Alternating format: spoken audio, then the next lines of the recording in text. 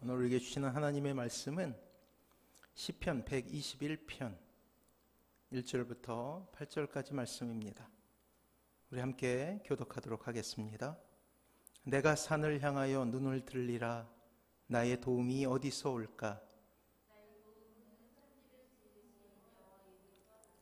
여호와께서 너를 실족하지 아니하게 하시며 너를 지키시는 이가 졸지 아니하시리로다.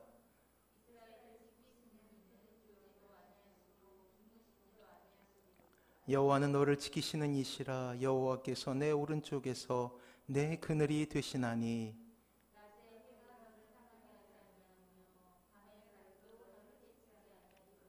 여호와께서 너를 지켜 모든 환난을 면하게 하시며 또 내 영혼을 지키시리로다.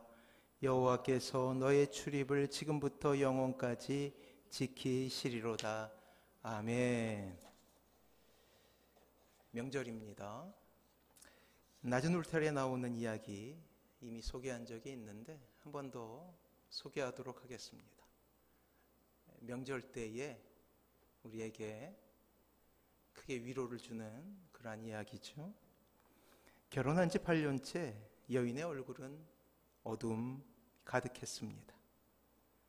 남편은 회사를 부도내고 도망 중이라 연락이 되질 않는데 법원 집달과는 매일같이 남편이 어디 있느냐고 닥달하고 아이들은 창피해서 학교를 못 다니겠다고 방 안에서만 있습니다. 여자는 숨이 막힐 것 같은 상황 속에서 친정 어머니가 간절했습니다. 그리고 어느 날 무작정 어머니를 찾아갔습니다. 그리고 이렇게 이야기합니다. 엄마, 너무 힘들어요. 그러자 그녀의 어머니는 갑자기 부엌으로 가서 냄비 3개에 물을 채웠습니다. 그러고는 첫 번째 냄비에는 당근을 넣고 두 번째 냄비에는 달걀을 넣고 세 번째 냄비에는 커피를 넣고 끓이기 시작하는 것입니다. 한동안 시간이 지난 후 불을 끄고 이 어머니는 딸에게 이렇게 이야기합니다. 이 3가지 사물이 다 역경에 처하게 되었단다. 끓는 물은 바로 그 역경이지. 그렇지만 쇠물질은 전부 다 다르게 반응했지. 당근은 평소에 단단하고 강하고 단호했단다. 그런데 끓는 물과 만난 다음에 부드러워지고 약해졌어. 달걀은 연약했지. 껍데기는 너무 얇아서 안에 들어있는 내용물조차도 보호할 수 없었어. 그렇지만 끓는 물을 견뎌내면서 그 안이 오히려 단단해졌지. 그런데 커피는 독특했어.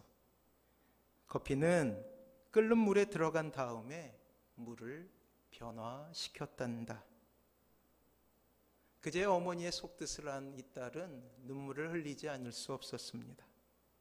어머니는 딸의 손을 잡으며 이렇게 물었어요. 힘드니? 힘든 상황에서 너는 당근이니? 달걀이니? 커피이니? 사랑하는 성도 여러분, 누구나에게 이 세상은 쉽지 않습니다. 어쩌면 힘든 일, 우리 믿는 이들에게 고난이라고 부르는 그 어떤 일들은 마치 이웃처럼 항상 같이 있다 해도 과언이 아니죠. 물론 반응하는 방법이야 각자 다른 모습을 가지고 있긴 합니다. 때론 당근처럼 강해 보이나 여지없이 힘든 일 앞에서 약해지는 분들도 있고, 또 어떤 사람은 달걀 껍질처럼 매일매일 유약하게 보이지만 고난의 임에서는 단호하고 담대해지는 모습을 보이기도 합니다. 또 어떤 사람은 고난 가운데서 오히려 선한 영향력으로 가정을 변화시키고 또한 사회를 변화시키는 그런 모습으로 우리에게 감동을 주기도 하는 것이죠.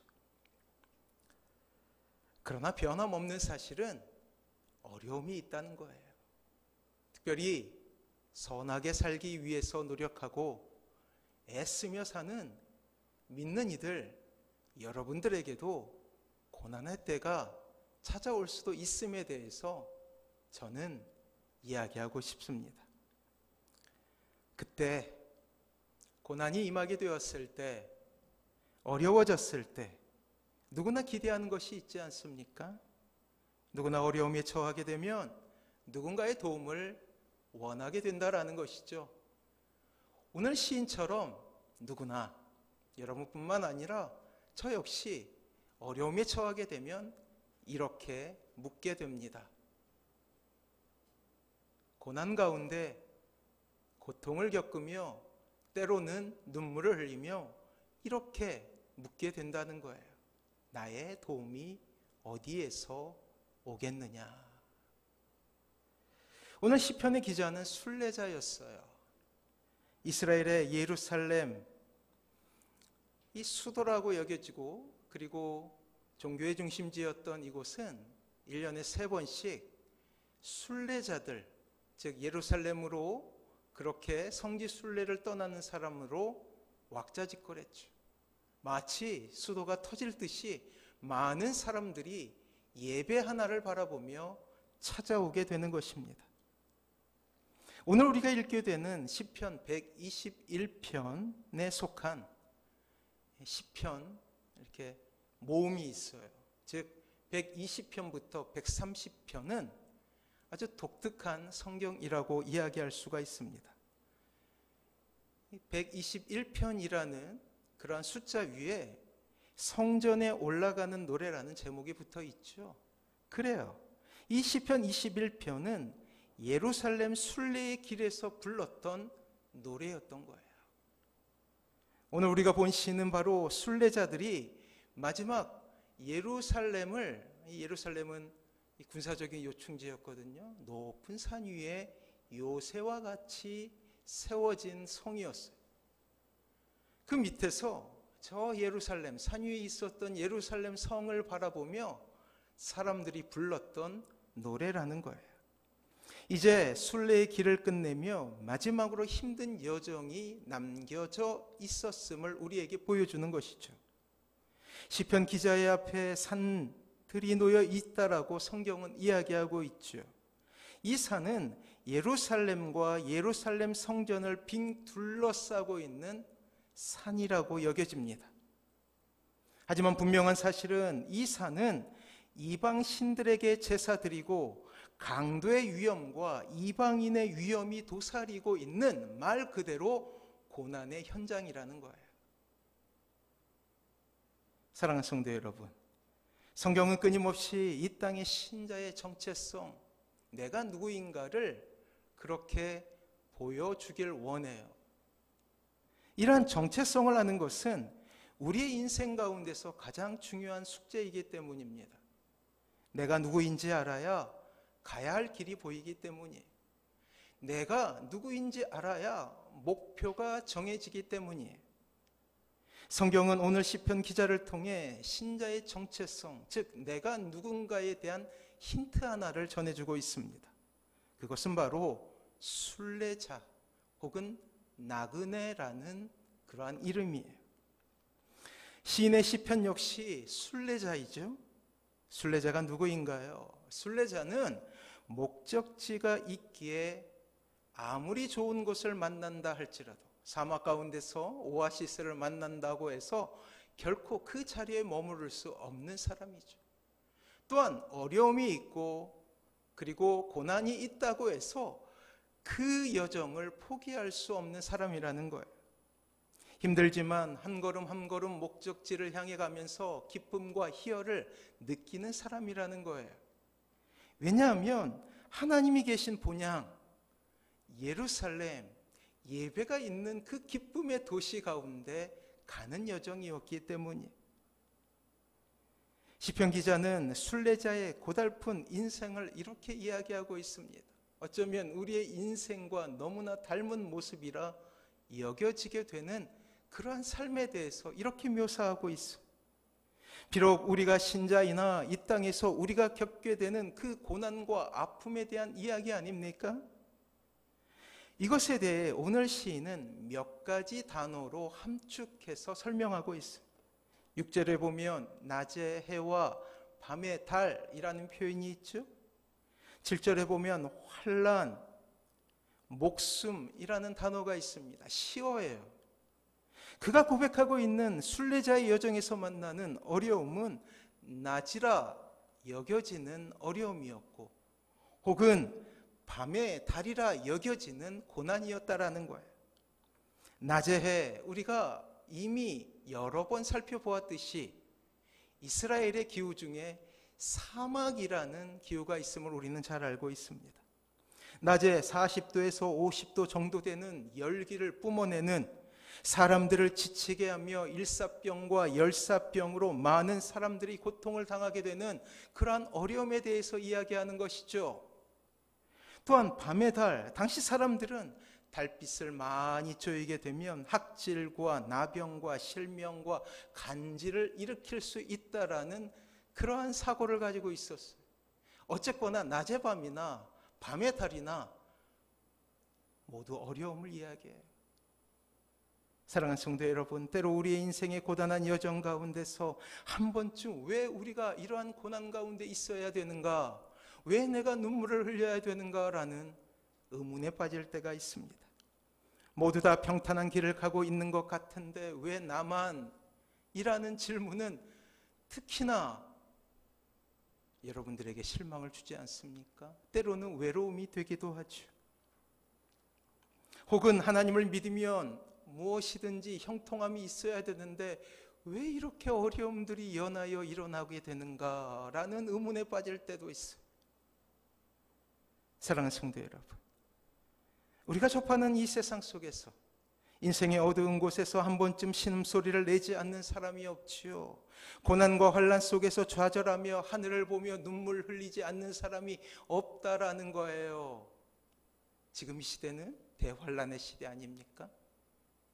몇 주 전에 말씀드렸던 대로 이 땅에, 이 지구상의 온도가 1.5도가 넘어가게 되면 인간의 통제를 벗어나게 되는 거예요. 그리고 과학자들의 이야기로 이미 2021년을 시작으로 1.5도가 넘어간다라고 과학자들은 진단을 하고 있습니다. 그야말로 말세 시대를 살아가고 있는 것이죠. 고난은 늘 우리 옆에 있는 친구처럼 우리와 함께 할 수밖에 없다라는 거예요. 굳이 코로나19라는 역병을 이야기하지 않더라도 말이에요. 낮의 해와 밤의 달, 어떤 양상으로든지 변해서 여러분들의 인생 가운데 침입해서 여러분들을 아프게 하고 눈물 짓게 할 거예요. 마치 매일 부딪히는 이유처럼 고난과 환난이 우리 가운데 있다라는 사실을 우리는 인정할 수밖에 없다라는 것이죠.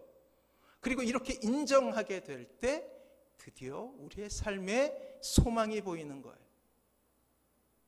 내가 산을 향하여 눈을 들리라, 나의 도움이 어디에서 올꼬? 라는 질문은 이 당시 이 기원전이라는 시대를 살아가고 있었던 이 구약의 백성들뿐만 아니라 지금 이 시대, 과학이 발달하고 많은 물산이 풍성하게 여겨지는 이 시대를 사는 우리가 던지는 질문이기도 하다라는 거예요.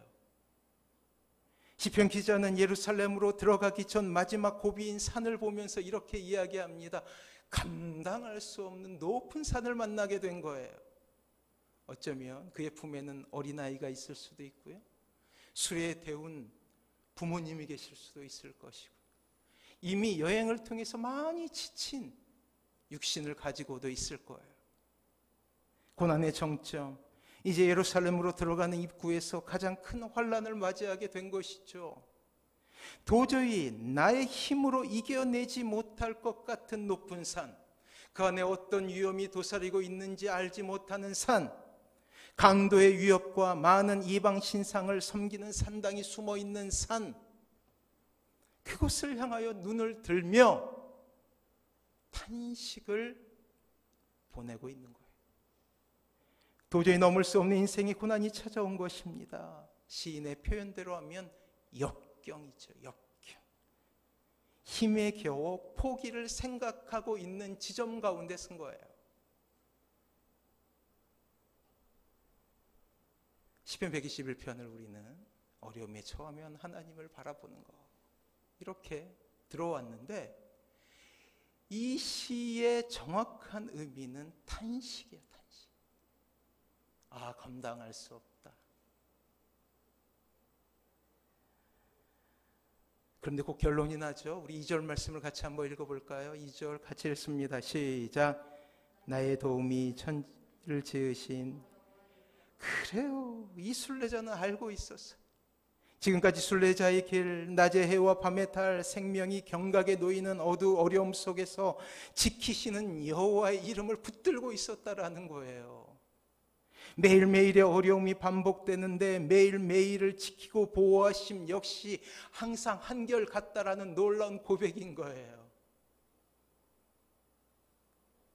한 가지 이 순례를 지켰던 위대한 진리는 바로 하나님께서 나와 함께 하신다라는 거예요. 어떻게? 매일매일 고난 가운데 매일매일 함께 하시는 하나님의 도움이 있었다라는 놀라운 깨달음이 그의 삶 가운데 임하게 된 거예요. 그리고 하나님의 임재하심을 경험하게 된 거예요.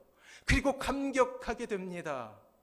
비록 험난한 길, 역경의 길이 그를 힘들게 하고 지치게 하지만 시인의 고백, 그것은 바로 하나님께서 그와 함께 하시며 함께 동행하고 계신다라는 위대한 진리가 그를 지키고 있었기 때문에 나는 포기할 수 없다라는 위대한 고백인 것이죠. 그렇습니다. 여행의 마지막 고비, 우리의 인생의 마지막 고비에 만날 수 있는 놀라운 위로는 이 척박한 우리의 삶 가운데 하나님의 임재는 더욱더 분명하고 압도적이라는 거예요. 자, 그렇다면 그 일하시는 하나님은 누구신가요? 시인은 이렇게 고백하고 있지 않습니까? 우리 3절 말씀 같이 한번 읽어봅니다. 같이 읽어볼게요. 시작.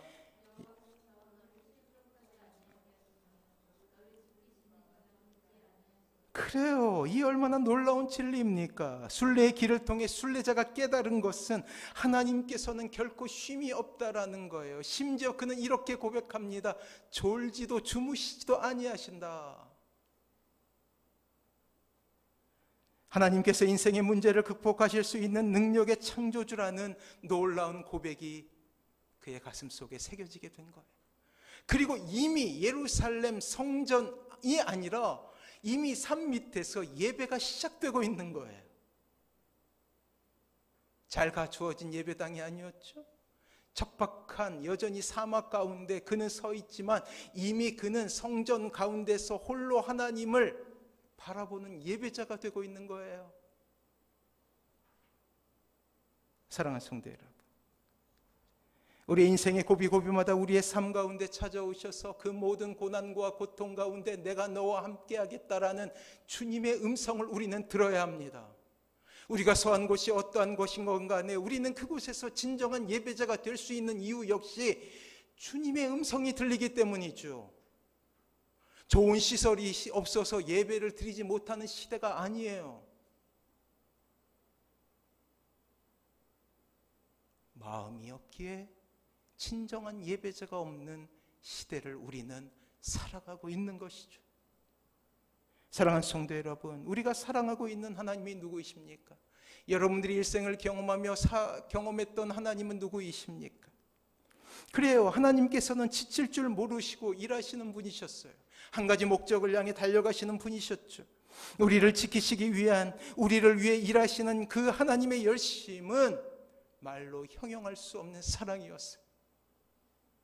그분의 눈은 그분을 의지하는 자들을 위한 일할 기회를 찾느라 여기저기 살피고 계셨습니다. 역대하 16장 9절에 보면 이러한 말씀이 있죠. 여호와의 눈은 온 땅을 두루 감찰하사 전심으로 자기에게 향하는 자들을 위하여 능력을 베푸시나니 라고 말씀하고 계셔요. 하나님이 어디 계시냐 말하고 있는 이 세상 사람들을 향하여서 주님께서 분명히 말씀하고 계십니다. 두루 다니시면서 감찰하고 계신다. 얼마나 황송한 말이에요. 우리의 입에서 한숨이 나오며 드디어 소망이 없음을 고백하는 완전한 절망 가운데서도 여전히 하나님은 우리를 도우시기 위해서 우리를 찾고 계셨다라는 놀라운 선포가 여기 있다라는 것이죠. 진정한 은혜는 예루살렘 성전이라는 거룩한 곳이 아니라 산 밑에 절망을 경험하고 고통을 경험하고 있는 바로 그 현장 가운데였음을 우리는 시인의 고백을 통해서 알게 된다라는 거예요. 사랑하는 성도 여러분, 우리는 알고 있지 않습니까? 주님 역시, 예수님 역시 쉼없이 일하시던 분이심을 말이에요. 그래요, 예수님은 단 한 번도 쉼없이 살아가셨어요. 30살까지 그는 몫으로 거친 노동에 자신의 몸을 던지며 가족들을 부양하지 않았습니까?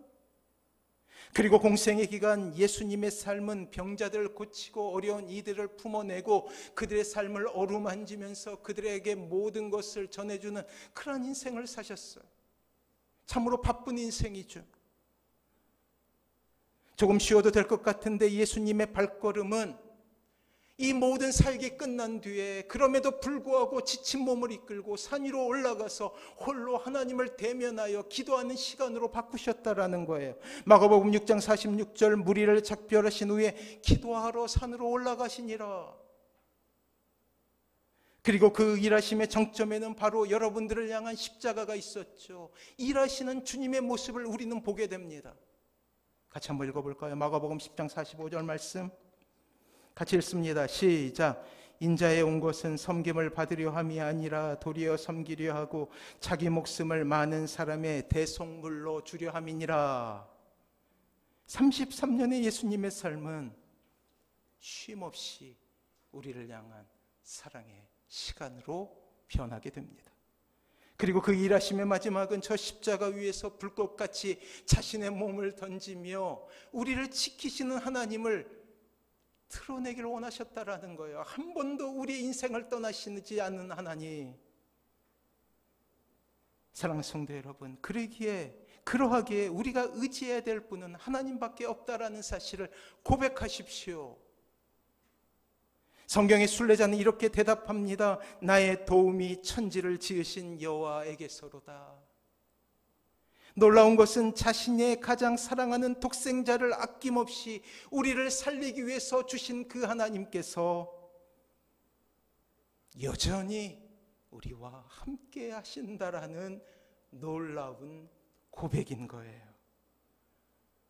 사랑하는 성도 여러분, 늘 말씀드렸듯이 우리가 구원을 얻는 순간 하나님의 사람이라 신분을 얻는 바로 그 시점부터 하나님 외에는 다른 길이 허락되지 않는 삶이라는 거예요. 때로 나를 사랑한다라고 말하는 주위 사람들이 나를 도와주지 못하며 결단코 해결 방법이 되지 못함을 고백하는 것에서부터 우리의 구원은 시작되죠. 외로울 때, 절망일 때, 눈물 흘릴 때, 그때 우리는 하나님의 진면목을 발견하게 되지 않습니까?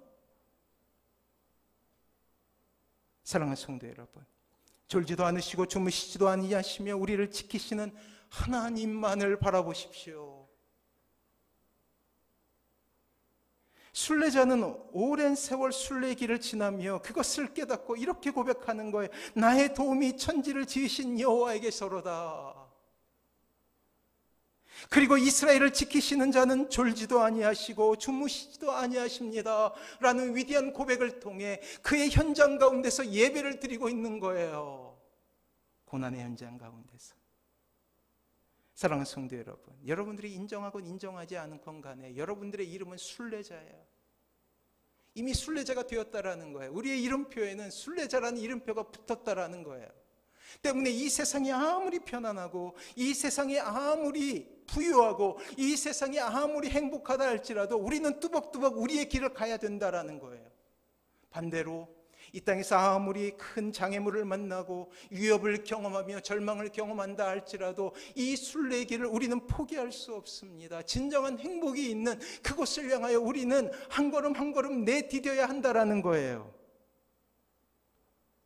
이런 우리의 신자의 인생 가운데서 우리는 시편 기자의 그 고백을 드려야 된다라는 것이죠. 나의 도움이 천지를 지으신 여호와에게서로다. 사랑하는 성도 여러분, 불편하지만 신자도 실패할 수 있어요. 신자도 고난 가운데 있을 수 있다고요. 하지만 그 헐떡거리며 몰아치는 고단함 가운데 우리는 하나님을 보게 되는 거예요. 이것을 할 때 우리가 넘어질 수 있지만 우리는 다시 일어날 것이요, 우리가 쓰러지되 좌절하지 않게 우리를 지키시는 하나님의 도움을 얻을 수 있다라는 위대한 고백을 하게 된다라는 거예요. 그래서 이 순례의 길, 성지 순례의 정점은 예루살렘 성전 꼭대기가 아니라 바로 산 밑에 가장 위험하고 가장 절박하고 가장 고통스러운 그 현장이 위대한 예배의 자리가 되는 것입니다.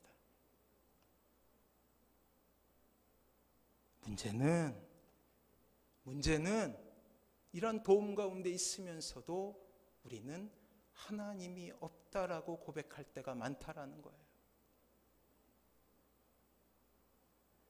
사랑하는 성도 여러분, 주님의 사랑에 무디어져 그 사랑을 알지 못하고 깨닫지 못하는 것보다 슬픈 것은 없습니다. 이 시대는 무감동의 시대예요. 피리를 불어도 춤을 추지 않는 시대, 곡을 하여도 울지 않는 시대를 우리는 살아가고 있어요. 주님께서 이렇게 말씀하시지 않습니까?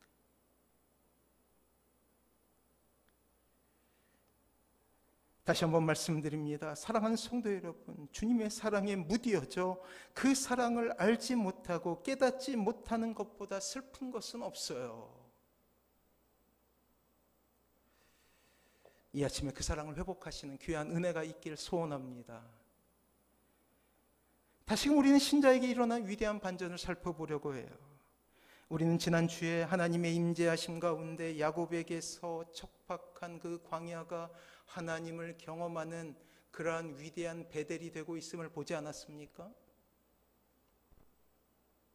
그가 고백한 대로 그가 베고 잤던 그 돌덩어리 하나는 하나님의 집, 즉 베델이 되었어요.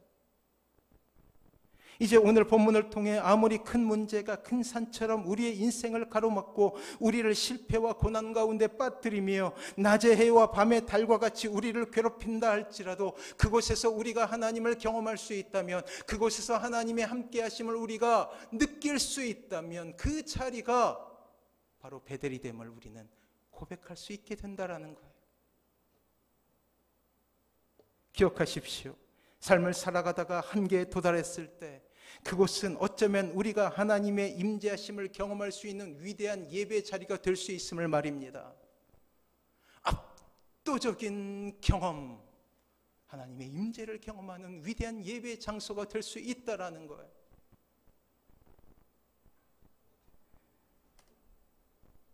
우리 신앙의 선배들은 그렇게 참혹한 장소에서 하나님의 임재를 경험하시지 않았습니까? 그리고 그들은 위대한 신앙인의 반열에 올랐어요. 사람들의 조롱을 들으며 산 위에 배를 만들었던 노아를 기억하십니까? 홍해 바다 앞에서 두려움에 떨었던 모세를 우리는 기억하지 않습니까? 골리앗 앞에서 조롱을 당했던 다윗의 모습이 우리에게 보입니다. 그래요, 고난의 자리였어요. 하지만 놀랍게도 그 고난의 자리가 그들에게 위대한 예배의 자리가 되고 있음을 우리는 보아야 된다라는 거예요. 자신뿐만 아니라 그 자리를 지켜봤던 모든 이들에게 하나님을 경험하게 하고 하나님의 경이로움을 체험하게 하는 놀라운 자리가 되었음을 말이에요. 그렇습니다. 그 고통스러운 현장에서 그들이 승리할 수 있었던 이유, 그 자리가 가장 아름다운 예배 자리가 될 수 있었던 이유는 그 자리가 어느 곳이었던 간에 하나님의 임재가 있었기 때문임을 기억하시기 바랍니다. 사랑하는 성도 여러분, 하지만 분명한 것은 하나님의 임재하심을 경험하기 위해서 믿음의 대가를 치러야 된다는 거예요. 그래요, 하나님의 임재는 소원하는 이에게 내려지는 압도적인 은혜예요. 압도적인 은혜. 제가 언젠가 말씀드렸죠. 제가 가고 싶은 곳이 있는데 평생에 갈지 모르겠어요. 나이아가라, 미국에 있는 나이아가라 폭포예요. 한 가지 이유 때문이에요. 압도적인 것을 경험하기 위해. 그랜드 캐년 가고 싶은데 압도적인 것을 경험해 보기 위해. 그 안에서 하나님의 은혜를 경험하기 위해서.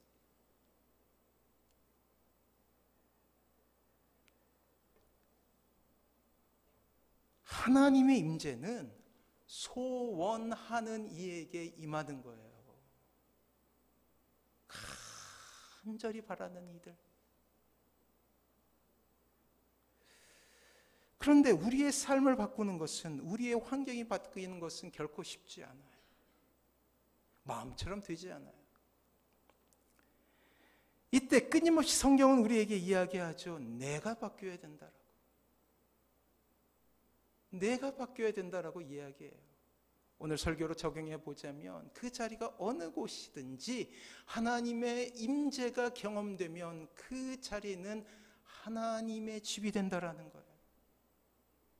내가 어디에 서 있느냐는 중요하지 않아요. 내가 어떤 위치에 있느냐는 중요하지 않아요. 다른 사람들이 여러분들을 어떻게 보는가는 중요하지 않습니다. 중요한 것은 그 자리가 하나님이 함께 하시는 자리이냔 말이에요. 한 가지 전제는 있죠. 항상 하나님은 우리와 함께 하셔요. 무소불위라고 이야기하지 않습니까? 그것이 어느 곳이건 하나님은 함께하고 싶다라는 거예요. 문제는 내가 그것을 경험하느냐, 내가 그것을 깨닫느냐, 내가 그것을 고백하느냐의 문제라는 것이죠. 그래서 히브리서 기자는 초대교회 고통 가운데 있는 성도들에게 이렇게 고백해요. 축복을 받을 수 있는 유일하고도 효과적인 방법에 대해서 이렇게 이야기합니다. 우리 히브리서 4장 16절 말씀을 같이 한번 읽어볼게요. 같이 읽습니다. 시작. 그러므로 우리는 긍휼하심을 받고 때를 따라 돕는 은혜를 얻기 위하여 은혜의 보좌 앞에 담대히 나아갈 것이니라. 우리가 해야 될 일이 있다라는 거예요. 그것이 무엇이요? 소원. 한 걸음 나아가는 것. 하나님의 임재를 바라보는 것, 절망하고 좌절하지 않는 것, 하나님의 은혜를 소원하는 것. 그저 산을 바라보며 좌절하고 그 자리에 머무르는 것이 아니라 그것을 바라보며 하나님의 임재를 경험하는 것이 필요하다라는 거예요. 사랑하는 성도 여러분, 단순한 진리 하나를 여러분들에게 말씀드리고자 합니다. 축복의 조건, 행복의 조건에 대해 성경은 결코 타협하지 않습니다. 결코 타협하지 않아요. 이 조건에 대한 타협함이 없습니다. 그래요. 은혜의 보좌, 하나님의 임재하심 있는 곳으로 나아가는 것은 우리의 몫이라는 거예요. 성경은 끊임없이 은혜에 대해서 이야기합니다. 값없이 받는 은혜에 대해서. 하지만 반대로 성경은 끊임없이 이 땅의 신자가 해야 될 것, 의무에 대해서도 이야기하는 거예요. 그 은혜를 얻기 위해서 우리가 어떤 태도로 이 세상을 살아가는가에 대해서 분명히 이야기하고 있다는 거예요. 사랑하는 성도 여러분, 이 아침에 여러분들에게 묻습니다. 은혜의 보좌에 대한 갈급함이 있습니까? 하나님의 임재하심에 대한 예배의 소원함이 여러분들에게 있습니까? 여러분들의 인생 가운데 놀라운 반전이 있길 소원하십니까? 그렇다면 한 걸음 나아가십시오. 은혜의 자리를 사모하십시오. 하나님을 소원하십시오. 만약 하나님의 임재가 느껴진다면 그곳은 어느 곳이건 간에 행복의 장소가 될 거예요. 기쁨의 장소가 될 거예요. 그리고 감격의 장소가 될 거예요. 그리고 여러분들을 보는 사람들은 여러분들에게 묻겠죠. 너는 왜 이렇게 행복한 거야? 너는 왜 이렇게 웃는 거야? 라고 그렇게 물을 때 여러분들 그때에는 이야기하십시오. 나의 도움이 하나님께서 오셨기 때문이다. 하나님께서 나와 함께 하시기 때문이다. 끊임없이 비교하며 여러분들을 좌절에 빠지게 하는 이 세상을 향해서 외치십시오. 나는 하나님과 함께하기에 행복한 사람입니다. 이번 명절 그런 위대한 고백이 여러분들의 인생 가운데 있길 소원합니다. 그곳에서 우리는 하나님의 압도적인 임재하심을 경험하게 될 거예요. 한 가지 팁이 있어요. 사랑하는 성도 여러분, 고백하면 더욱더 가속을 해서 하나님의 임재하심을 경험하게 돼요.